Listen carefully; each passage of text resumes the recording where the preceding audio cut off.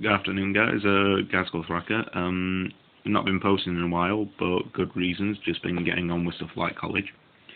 New deck list up today. Darker side to Gazkull. So yeah, just moving straight on.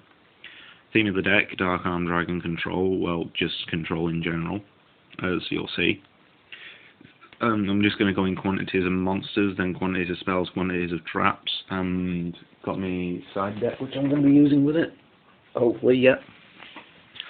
So yeah, starting on 3 Spy. Yes, running Gravekeepers. Structure Deck Marek. Good one if you want to start running Gravekeepers. Buy a couple of Structure Deck Marek. But yeah, basically everybody knows what these do. Double Caius. Just good control base. Can easily gain +1 advantage. Gravekeeper's Descendant. Another way to gain a good +1. Just by going Tribute a Gravekeeper. Blow up your card. And I'm going to attack for 1500 direct. Because no one's really going to get rid of him straight away if it's off a spy. Double Armageddonite. Ditch stuff into grave, reuse it for stuff like, well, Dark Armed and that, to be honest. Good way to get speed on him. Mystic Tomato, good way to bring out stuff. I'm only running 2 here because 2 actually works better in this form of deck for me. If you beg to differ, please do put a comment about it. Tech choice, 2 Dim Alchemist. Remove from play engine works in here as well, so Dim Alchemist's in here, because later on you'll see I'm running 2 Cyber Valley, and this is really nice because if you get rid of your Dark Armed early on, you can get it back with these 2. These 2 get heavily abused as well, so you can just be like, remove something, remove something, remove something.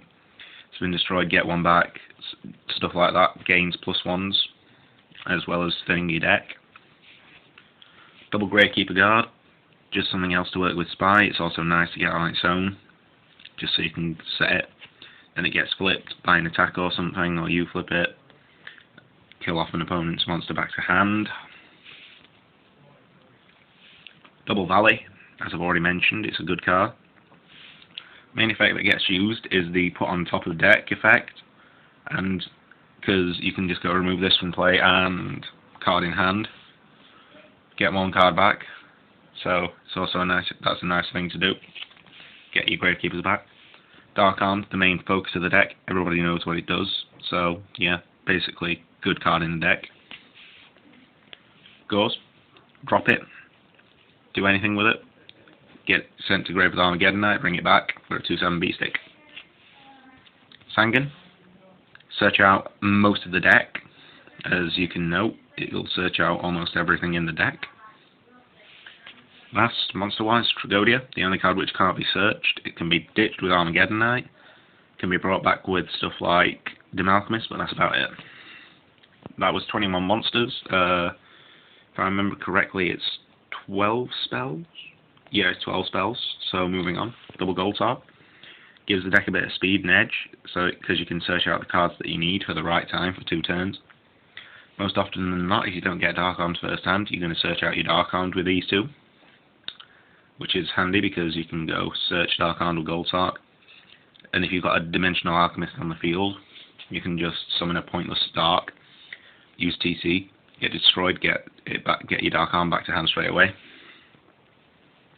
Pot of Avarice, ×2. This deck does tend to get a lot of cards that you don't want in grave, so Double Pot is also a good idea. Double Pot, you can just activate, send like 5 of your Gravekeepers back. Or if you get rid of your Dark Armed and a couple of Gravekeepers, stuff like that. Double Book of Moon, double purpose in this deck, recycles the Gravekeepers, like Spy.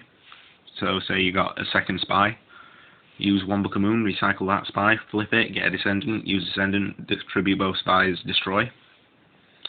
Which is good. Double MST. Since there's not a lot of room for error, you need to get it right with the MST, so ×2 MST is also a good idea, but you know, could be a bit better on that front. Basic staples in the deck: Dark Hole, Monster Reborn, Allure of Darkness, and Cold Wave. 4 staples in the decks that I use. Pretty self-explanatory. With 7 traps, 2 Dim Prison. Nice to set a Dim Prison bluff, have them attack and think it's a Mirror Force with their most powerful monster straight away, so that you can try to deal some damage and you go Dim Prison. It's also a good thing to do against a field where you know you can't win against, and if they can get OTK potential, you just set one.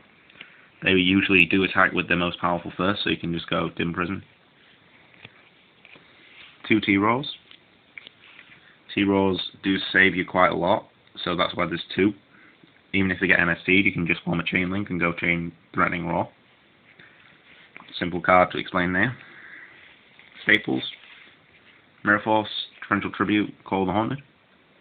This deck can revolve around the graveyard quite a lot. As you've noted, I'm not using Necro Valley, so it's good for revolving around the graveyard. Side deck: first up, 3 monsters that I'm using. It's going to change as soon as I can get another one of these Electors, Sovereign of Birds. Anybody who's got one, PM me an offer and I'll see if I can get you to it. But other than that, it's 2 DD Crow and an Elector Sovereign of Birds. When I get another one, there's going to be 2 Elector and a Card Trooper. 2 spells. Nobleman of Crossout. Good staple, stops Raikou and Super Nimble, stuff like that. You know, just handy in general. Now the traps are going to take a while, so here we go.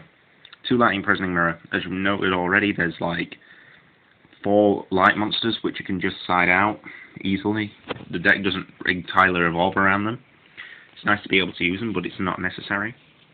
The counterpart to Heavy Storm, Malevolent Catastrophe, ×2.